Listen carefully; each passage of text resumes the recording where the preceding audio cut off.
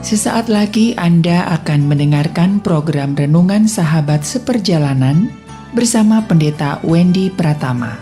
Selamat mendengarkan.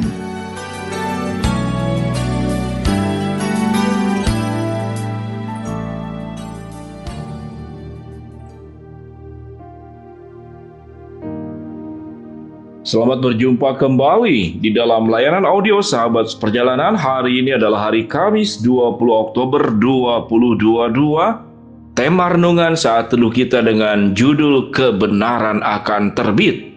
Kebenaran akan terbit. Firman Tuhan terambil dalam Yesaya 51 ayat yang ke-10. Demikian bunyi firman Tuhan. Tuhan telah membuat segala kebenaran kita menjadi nyata. Marilah kita ceritakan di Sion perbuatan Tuhan Allah kita. Mari kita berdoa. Bapa yang di dalam surga, kami ingin belajar bahwa kebenaran akan terbit, kebenaran akan menang, dan kebenaran tidak bisa dikalahkan oleh kejahatan, oleh berbagai macam tipu daya, dan segala sesuatunya. Dalam nama Tuhan Yesus kami berdoa. Amin.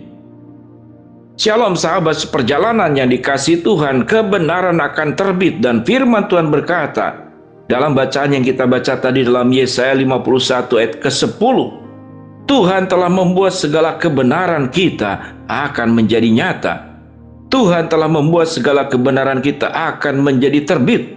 Tuhan telah membuat segala kebenaran kita menjadi menang.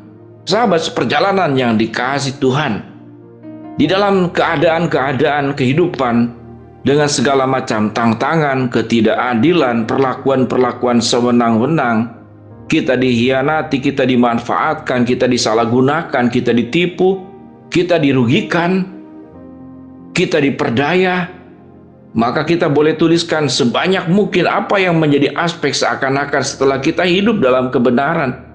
Namun seakan-akan kebenaran itu dikalahkan oleh berbagai macam kejahatan, oleh berbagai macam tipu daya.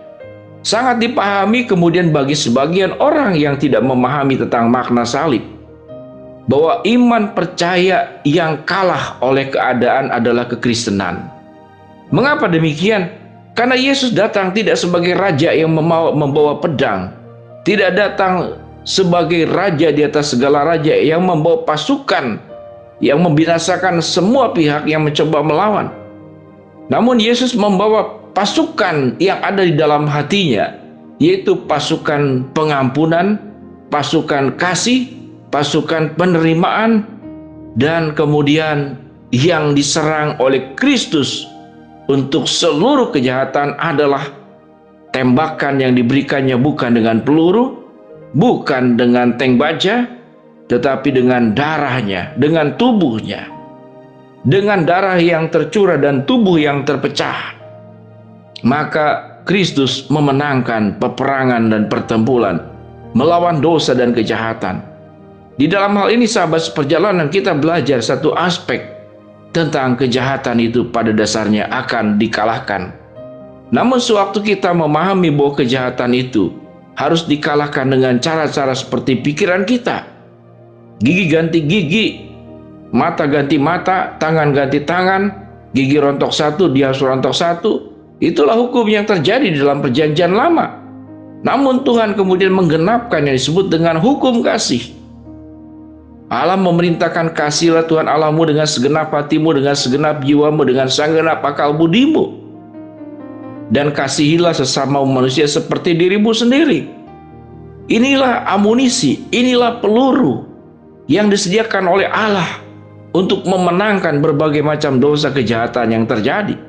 Sekalipun Allah adalah Allah yang bisa menghukum, bisa mendisiplin, bisa memberi air bah, bisa menghukum dengan api seperti Sodom dan Gomora, bisa menampar Herodes dan kemudian mati dimakan cacing-cacing. Namun pada dasarnya setiap kejahatan itu puncak daripada penghukuman daripada kejahatan adalah yaitu kejahatan tersebut diampuni. Kejahatan dan dosa itu ditebus di dalam darah Kristus.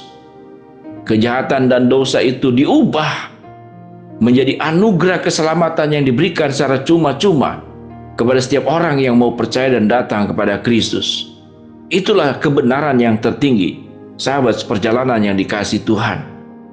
Nah, sewaktu kita menjalani kehidupan di dalam keseharian kita sahabat seperjalanan, maka cenderung kita akan menjadi seperti orang Yahudi. Orang Yahudi tidak bisa menerima Yesus yang seakan-akan lemah, yang hanya datang dengan pengampunan dosa, membiarkan dirinya tersalib. Orang Yahudi berharap Yesus datang itu sebagai raja yang membawa kekuatan militer, kekuatan pedang, kedikjayaan, power yang membuat orang itu tidak bisa berdaya apa-apa. Sekalipun Allah adalah sumber segala sesuatu, hakim di atas segala hakim, raja di atas segala raja, namun Yesus datang dengan membawa pasukan pengampunan, pasukan kasih. Pasukannya berupa darah yang tercurah buat menyelamatkan manusia berdosa.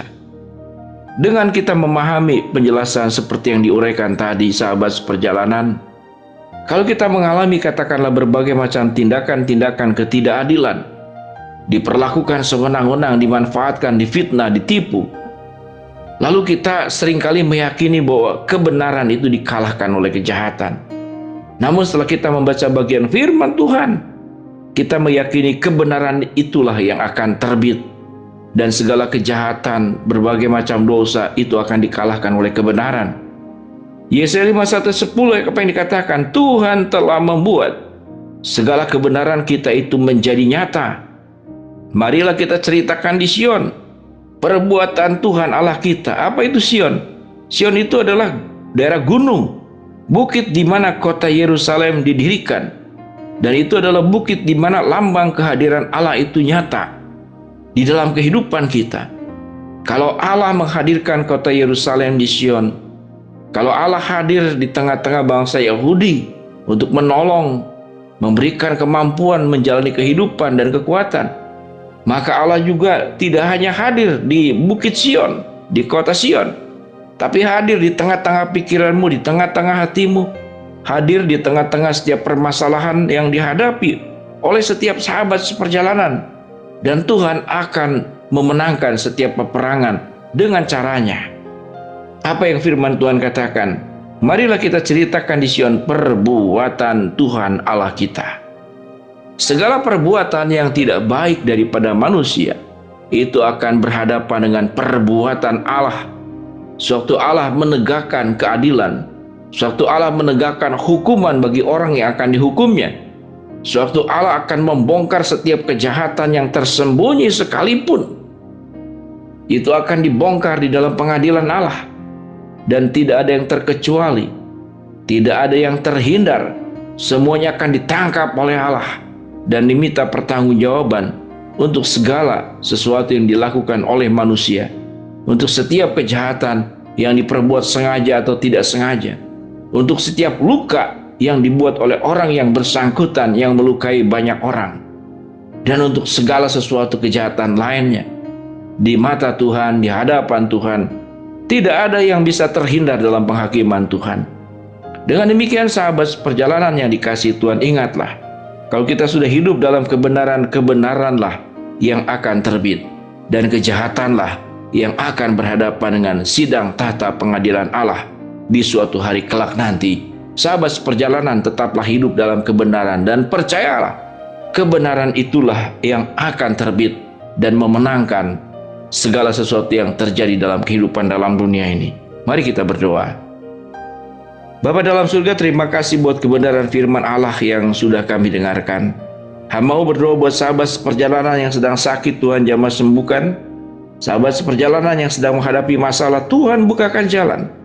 Sahabat seperjalanan yang sedang berdoa mengharapkan sesuatu, Tuhan akan kabulkan sesuai dengan waktu, rencana, dan kehendak-Mu.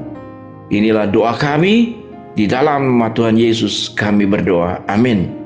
Shalom sahabat seperjalanan, ingatlah dan percayalah dalam imanmu. Engkau tidak berjalan sendiri. Setiap kebenaran yang dilakukan oleh dirimu, apa yang firman Tuhan katakan, bahwa Tuhan akan membuat segala kebenaran kita itu menjadi nyata. Shalom, Tuhan memberkati kita semua. Amin.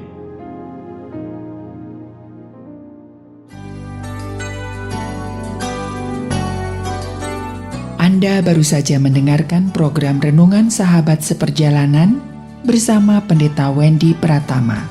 Terima kasih atas perhatian Anda. Tuhan Yesus memberkati.